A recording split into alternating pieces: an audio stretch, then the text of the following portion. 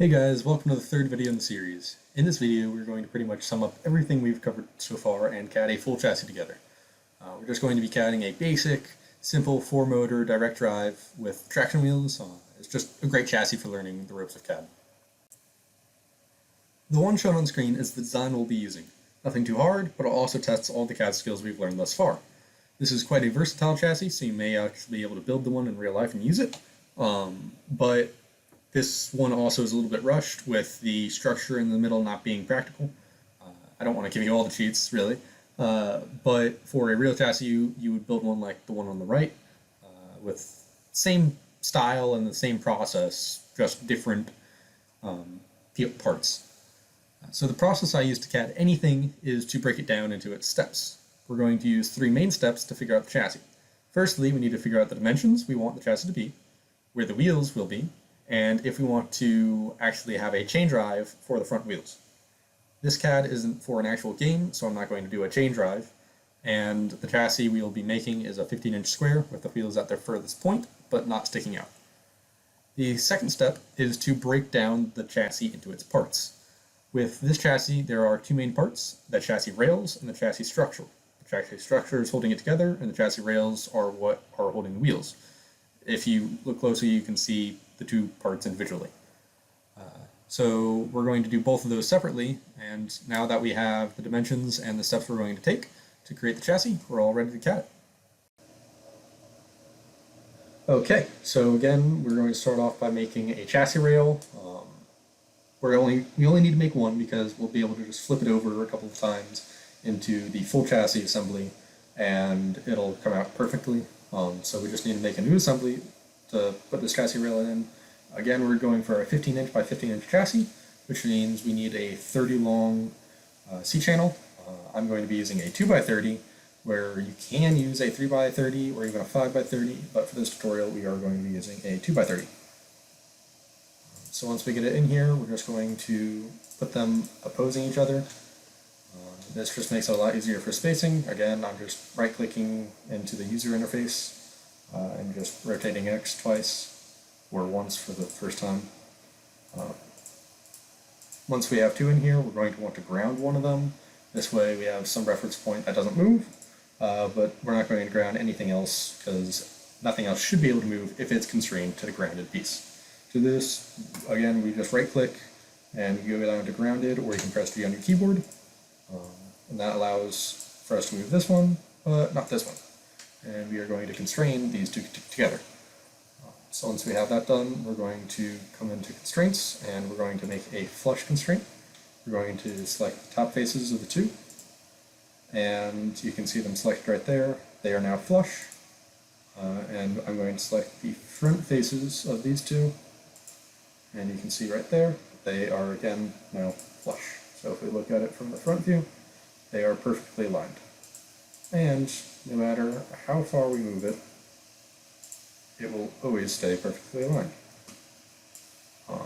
I'm going to leave this one ungrounded or unconstrained because we don't know the exact spacing we want yet, but it's going to go right in between there, so we're just going to leave that free for now. So now let's get some wheels in here just so we can figure out exactly where we want the wheels. We don't want to bring in any bearing blocks or anything like that yet, because you don't know exactly where you're going to put them. So just bringing our 2 traction wheels in here, we're just going to put them close to where we think we're going to have them. Taking a look up here, just sort of making sure they're in between the 2 chassis rails, just to give you a better point of reference. And now when we go over to the front, we can just pseudo-line these up, so we can see that right there, that there's a good point where the wheel is not protruding from the C-channels, so it will not be on the outside of the chassis, but it is still far enough so that our robot will be stable. And coincidentally, we're going to put the other wheel in the exact same place. It's going to be 5 holes in, or at least 5 inner holes in, on the center line rather than these holes up top. So now that we have the wheels in a decent place, we can go ahead and put our bearing blocks in.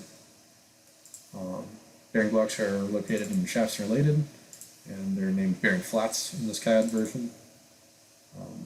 So I'm actually going to be putting them on the inside of the rails right here, rather than on like the inside of the actual chassis rails, or I guess it's the outside of the rails. really.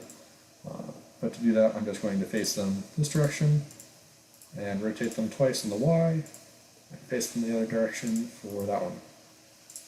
So now we know that they need to be centered on this hole, because you can line it up with these little triangles right here.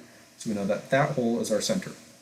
And for the outside ones, actually I'm going to change the visual style really quick into shaded with edges. That way it's a little bit clearer and you can see those bearing blocks a lot more clear. I'm actually not going to use these bearing blocks for this side. I'm going to be using these ones because it makes things a lot simpler. Now, one constraining bearing blocks, use the insert constraint.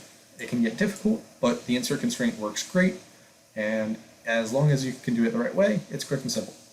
The biggest issue is instead of choosing this axis right here chooses that flat front face that we need while choosing the same axis. If we choose this one, on the other hand, on the little square that's protruded up, it chooses the right axis, but it's making sure that this face is the one being constrained to the other face. Now, we don't want that. We want to always choose this one. So if we go ahead and choose that one, the center on that bearing block, we can just go over to where that little triangle lines up, and we can choose the opposing axis on this circle. And once we do that, it should snap into place. And now the bearing block can only spin on that axis. You don't have to move it, but moving it makes it a little bit easier for some people if they just move it a little bit, and then they can get access to this other circle. Again, we're going to want the axis that's facing out, and now that that's out of the way, we can actually see it. Now here is where CAD gets a little bit intuitive.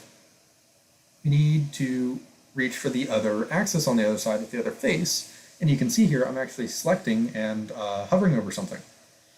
Now, if we did scroll around to the other side, we would see that what I was hovering over is actually the right axis. Even though you cannot see an object, you can select it, and this is very useful for timing.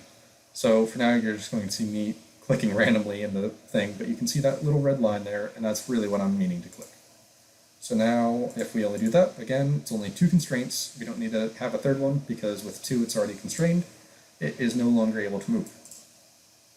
So, moving on ahead to this back one. Again, it's that circle, because it lines up with the triangles. We don't need to place any bearing blocks. We need to constrain bearing flats. So again, insert constraint. I'm going to go ahead and select the circle first this time, and select this bearing block over here again. Again, it's inner one rather than these outer ones. It pops over. You can rotate it around. Open up constraints again. Again, if you just see it pop up randomly when I didn't press it, that's because I'm using a keyboard shortcut, meaning I just pressed C and it pops up. Saves a lot of time that way. Again, click the outside circle and the right axis there. And boom, it's constrained. So now that we have that side, we need to worry about the motors. Well, we need to worry about the bearing flats for the motors, to be more specific. Since the motor goes 2 holes out of it, we're not actually going to line up the center of the wheel with the center of the bearing block. We're going to offset the bearing block over to one side. So that means when we constrain it, we are going to instead choose not the center, but this outer one to constrain to that same circle lined up with the triangle. So you can see there that that's sort of what we want, making this invisible. If we look down from it, you can see that that bearing block lines up like that, whereas this bearing block lines up like this. It just makes things simpler in the long run. That way you can have a motor right there directly onto it. And we're going to do the same thing again over here, but I am going to purposely mess up just to show you what happens if you do. So once we constrain these 2 axes together, we just need to constrain that final axis over there. So let's select that axis, and we come over here this time, and oh no, we selected not the inner one, but the outer one. And you see how it doesn't snap over. It does not like that. If you ever need to correct a constraint, you come over to the place where you clicked, and if you either need to correct the first constraining selection or the second one, you can just click on whatever number you had, and you can just pop it over there, and yeah, it's done. And I don't think we actually constrained this other one fully. Yeah, no, we did. Okay, so just constraining that really quick. And with that, we have all the bearing blocks in place. And I will come back in a second and teach you guys how to do spacing and finish out everything. Okay, so now to do spacing, we're actually going to do it a little differently from the spacing you're thinking of. For the matter of the chassis, having a C-channel from one side of the chassis rail to the other side of the chassis rail is a very good way to add support. And for that matter, we need to make sure it has a even, or it just needs to be able to fit a C-channel between them so it fits perfectly. And so for that matter, we're going to start out with the C-channel first, and then we will put some spacing in between. So for now, I'm just going to do them spaced 6 holes apart. So I'm just going to bring a temporary, well, actually we can just do a 5-hole one. Not going to go into making a new C-channel yet. So just get that flipped over so that it's facing down. It doesn't really matter because we're actually going to make this invisible. This C-channel is what I like to call a reference part. It's not actually going to show up in the CAD, but it is going to be there as a reference. And so for that matter, we're just going to use a quick insert to insert this C-channel down onto there so that it's like that. Again, it should just be the top and bottom of each of those circles. And then again, always want 2 points of reference on the first one so that it doesn't move. And now that that's there, we'll go ahead and connect the other side, again just by using an insert. And so now there we go. They're spaced an even 5 holes apart. So now if we bring like our wheel in here, you can see that it still fits. Nothing special, but it's honestly, in my opinion, having a 6-hole spacing is a little bit better, a little bit easier, especially for spacing. And right now, you couldn't do anything like a gear guide, or sorry, a sprocket and chain system. So now we're going to make this invisible. You saw me do it with the wheel really quick, but if you just right-click on the part, visibility checks over here, or you can just press V, and it just makes it invisible, but you can still see that we can't move that part anywhere. So we can just make it visible again, and you can see it's still there. We're not actually deleting it. Over here in the project browser, if you ever need to make something visible or invisible again, you can just left click and then right click and scroll down to visibility, or you can just press V again, and it'll pop up again. So now that we have that done, we are going to constrain our wheels. Now we are not going to do an insert constraint, we are going to do those axes constraints because we don't actually know the spacing for the wheel yet. So again, there is no solution over here. You don't click on anything, you just open up constraint and you choose an axis, the inside of a circle. And once you can choose 2 axes, for these wheels, any circular part that has a center axis in the middle is good. Like this one doesn't. Actually, you can't choose that one, that's a elliptical part. But yeah, these circles just even up here, there's down here, you can choose it down here. As long as they have that inside axis, they'll be fine.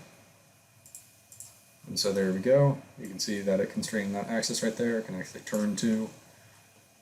And we'll just go ahead and do the same to this part. I'm just doing it to the inside of these outer ones, or the middle circle, I guess. If you were to do it on that side, you just do it on the first circle, because we offset those a little bit. So now that we have them there, we're going to do a little bit of measuring, because we need to know the distance between the 2 C-channel faces to get an accurate reference of how much spacing we need. So I'm just going to write that down, 1.408 inches. That means we need exactly 1.408 spacing in between there. Now, once you get a little bit more experience in CAD, you honestly don't need to do the spacing. I prefer personally to do the spacing outside of CAD. It just makes it a little bit easier. But for now, I'll just go ahead and do one of the wheels with spacing just to give a demonstration of how it's done. So this wheel is exactly 0.75 inches wide. and I selected this radius, not this inner circle, not this outer circle, but this inner one that's not even a full circle. You can see the blue only highlights half of it. I don't know why VEX made that CAD that way, but that's how it is. So if you select from there to there, it works. So now that we have our wheel spacing, we can just do a little bit of math and figure out that we need exactly 0.658 inches on either side. And spacing wise, that gets a little bit difficult because all of the spacers in VEX go in sets of 0.125 all the way up to a 0.5 inch. So if we divide it in two, that gives us exactly 0.329 on either side, which means we can't put a 3/8 of an inch spacer in, but a 1/4 inch spacer would not cut it. So for now, we're going to pop open this 4.6 millimeter spacer. I can never remember exactly how wide or how tall this is. Oops, I clicked off. So it's 0.187, which isn't exactly helpful to us, but for now we're just going to use a 1/8 of an inch spacer and this 4.6 millimeter spacer, sorry. And that will give us close enough. It'll give us around 1/100 of an inch. So we just need to have two of these open and two 1/8 inch spacers open. There we go. Oh, that's a high strength spacer. Allen spacer. Here we go. Okay. So here we're just going to do insert constraints again, just constraining the top faces of each of these spacers together before we actually put them on the wheel. And that way we have to do fewer constraints. And now we can just select the outer face. And again, you don't want to choose the outer circle, not the inner circle, just this circle right in the middle. That's really a half circle. And you just do an insert constraint on either side. And there we go. And if we measure from side to side, it will give us 1.374, which is roughly 0.03 off, which is close enough. You never want too tight of a spacing, but in real life you might add like another little spacer in between, maybe a washer. But for now we're just going to use another insert constraint and just insert this entire assembly over to the center circle, again lining it up on the triangle. And there we go. So if we look on top from above, see we have that spacing, and there's a little bit of space in between, but not really enough for a good big spacer. Washer is almost enough, because a washer is 0.4 or 0.04 inches across, but that would still be a little bit too tight. And so for now we're just going to we're going to do an insert constraint again on this circle, or on this wheel, sorry, again on the half circle, and you got to sort of work it to find it. But it should be this circle right here, and we're going to put it 0.329 apart. And so now if we look, these wheels should be pretty much exactly lined up. It won't be exact for right now. The wheels don't really need to be lined up perfectly. But for sake of CAD, once you start building your entire robot, it gets quite out of hand if you do not. So, okay, so now that we have that done, let's go ahead and put on the motors. We'll just come into the CAD library. Oh no, and look, we do not have the correct motors for this, so we are going to quickly go over into VEX, and we are going to grab some motors really quick, just the CAD of one. And I already taught you guys how to do this in the first video, so I will download this really quickly and get back to you guys in a sec. Okay, so I just went ahead and dropped two motors in here, and constraining them is quite easy. Again, we're just using insert constraints. making sure to get this very outer circle. And we're going to make them right onto the bearing block right here. So this is where it gets a little bit tricky. Once you get good enough, you can usually just zoom in a little bit and just select them through the material, but for now, just to show you guys, we're going to go ahead and rotate it up a little bit, grab that bearing block surface, grab that, and there we go. The motor is now constrained, and it's not going anywhere. And we're just going to do that really quick to the other motor as well. And then we will be done with the chassis rail, and we'll have one final step to go.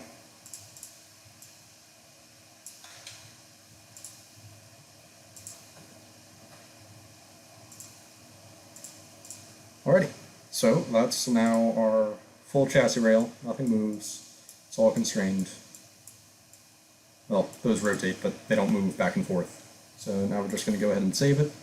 We'll just call it chassis rail. Once that's saved, we're going to go ahead and start a new assembly with, not with anything, but we're going to go ahead and place our chassis rails into it. And here is where the magic happens. Instead of us having to make two, we can instead just place one and then rotate it around the x-axis twice and place it again. And there they are. They are identical. Again, I'm just going to change the material style really quick. So now we are going to go ahead and we're going to put a little bit of structure on this. Oops, too far. Just for the sake of time, I'm only going to do one big C-channel across the top. And again, we wanted this 15 by 15, which means we need a 30 long, and I'm going to do a 5 by 30 just because it has a little bit more structure. So if we rotate it on the Y, we don't want it on that orientation, but we want it on that orientation. So once we have that, again, you can see that it doesn't have all of the surface faces, surface bodies, whatever they're called. So we're going to go ahead and open it up and right-click and press V, which should make them all either invisible or all visible. And you can see that since there were some that were open, it made them all invisible. But if we just go ahead and do it once more, all of them should pop up again. Just because they're doing so many geometries at once, it takes a second to load, but you can see all of them are done right there. And now we're just going to go ahead and do some insert constraints on these. We'll just line it up with this hole onto that hole. Okay, so there was a simple mistake. Really, it's not a big mistake, but it can get a little bit annoying. You can see how this popped up over there. We just need to ground this really quick. Oops. We just need to right-click and ground. And there we go, that's grounded now. We need to make a second constraint here. It doesn't matter which of these four circles you do, but as long as you make sure it has two constraints right here, it's all good. You can see it no longer moves. And we just need to do two more constraints over here.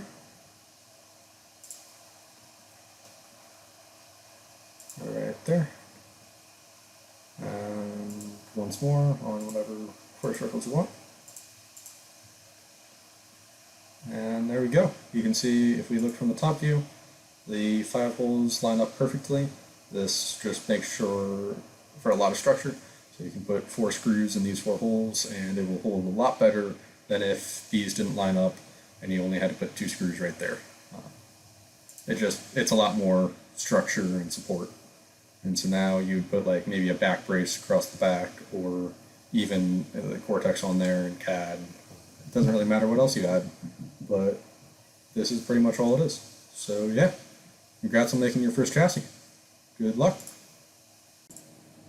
And thus concludes the VEX VRC CAD tutorial series. And with that, I wish you all good luck for your next season.